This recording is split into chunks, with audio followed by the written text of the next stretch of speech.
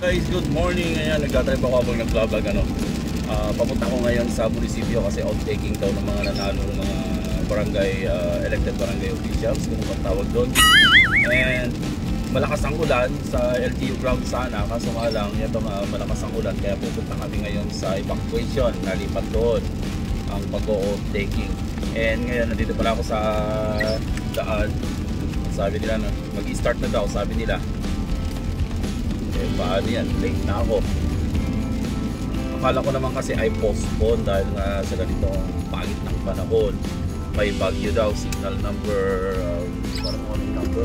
2 yata. Ayun, balik ko na ako and malapit na ako sa munisipyo. Sana maabutan ko naman yung panunumpa para naman makita naman na kunwari nanumpa talaga ako. Okay. Grabe naman kasi nakasira ng araw tong ganitong ulan. Eh, malapit na ako sa munisipyo. Sigurado maraming mga sasakyan. At eto na nga, malapit na ako. So maraming mga nakaparada. Possible na wala na akong paradahan. Wala na dyan?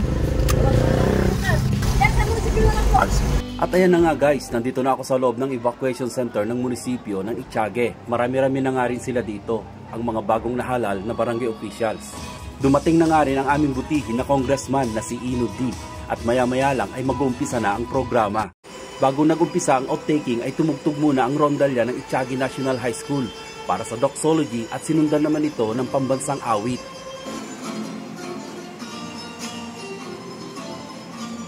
Nag-speech na rin ang aming mahal na mayor na si Honorable Kiko D.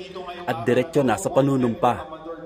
Di ko na nabidyohan ang aking panunumpa dahil nakataas ang kanang kamay ko at ang kaliwa naman ay nakahawak sa aking kodigo ng panunumpa ng katungkulan.